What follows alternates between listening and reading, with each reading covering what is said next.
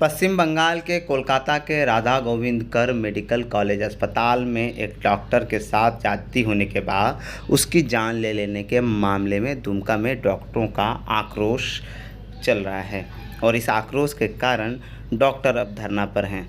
काम ठप करके ये डॉक्टर धरना पर हैं।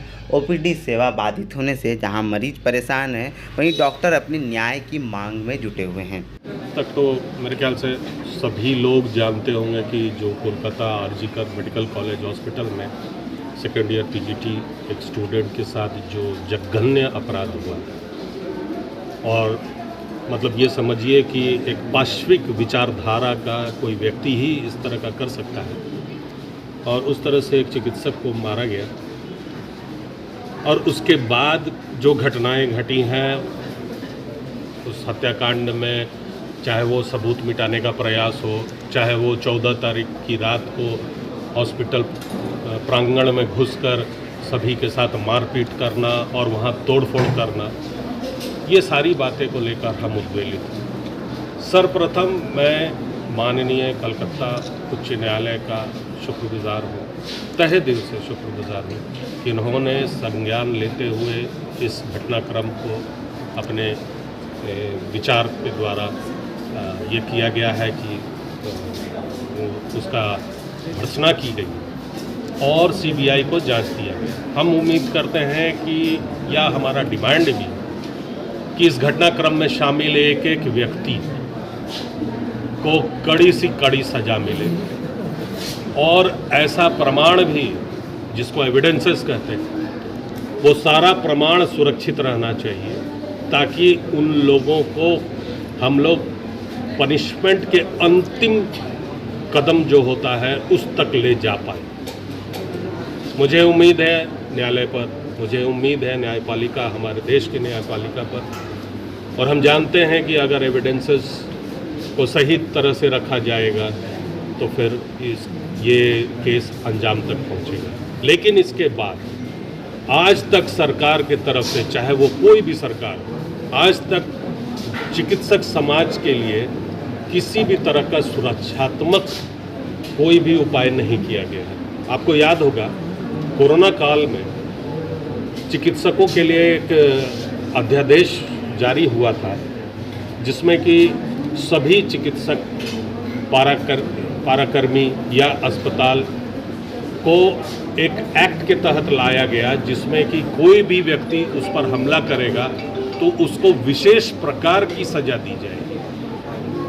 कोलकाता जैसे महानगर के अस्पताल में अगर इस तरह का जघन्य कृत्य हो सकता है तो आप उम्मीद करें कि जो हमारे राज्य या किसी भी राज्य में सुदूर ग्रामीण क्षेत्र में एक स्वास्थ्य केंद्र है, प्राथमिक स्वास्थ्य केंद्र है या सामुदायिक स्वास्थ्य केंद्र है, तो वहाँ के डॉक्टर कितने सुरक्षित हैं।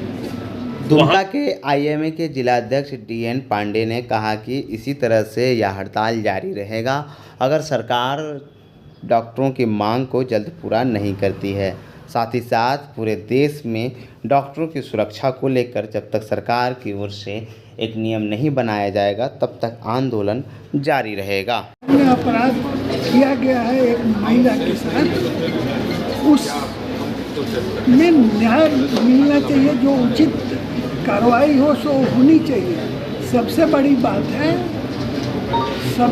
बात है सरकार का जो लोअर फंक्शनरी है, जब भी कोई घटना दुर्घटना डॉक्टर के साथ मारपीट कुछ भी होता है, जो सरकार के जिस जो विभाग है जिसको इसमें सबसे अधिक एक्टिव हो गए वो बहुत ही उदासीन रहते हैं। आप देख सकते हैं अभी तक जितनी भी घटनाएं इस तरह की हुई है, कानून से कुछ नहीं केवल हो सकता है, कानून का एग्जीक्यूशन जो जब तक प्रॉपर नहीं हो। आप सोच सकते हैं दुमका में ही कितनी बार यहाँ मारपीट हॉस्पिटल में कितना आदमी को सजा हुई है। पुलिस का रवैया, जो भी कानून इन्फोर्स करने वाली मशीनरी है सरकार, उसका रवैया बहुत ही उदासीन रहता है। इसलिए ये एजिटेशन अभी रुकने वाला नहीं है जब तक कोई न कोई इसका निश्चित आउटकम नहीं निकले इस पूरे एजिटेशन का। इसलिए पूरे झारखंड ही नहीं, पूरे देश के जितने भी जूनियर डॉक्टर्स, रेजिडेंट डॉक्टर्स हैं, जिनके माथे पर पूरा हॉस्पिटल चलाने का बोझ रहता है। वो सभी थ्रू आउट स्ट्राइक पर रहेंगे तब तक जब तक कि उस महिला को उचित न्याय नहीं मिल जाए।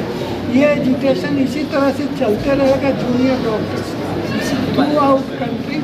IMA उसके साथ है और जैसे भी ज़रूरत पड़ेगी IMA भी स्ट्राइक पूरे स्वास्थ्य विभाग को पैरालाइज करने में पीछे नहीं हटेगा अगर सरकार का यही रवैया रहा तो। We want justice. Central government का जो एक सुरक्षा का के नेटवर्क में इसको लाया जाए। कानून ऐसा है कि ये law and order state government का मुद्दा बना दिया गया और स्टेट गवर्नमेंट कहीं कुछ कर नहीं रही है। आज IMA के दुमका जिला अध्यक्ष DN पांडे ने कहा कि राज्य सरकार कहीं भी सुरक्षा के लिए कोई काम नहीं कर रही है, जिस कारण डॉक्टरों को काम करने में काफ़ी परेशानी का सामना करना पड़ रहा है।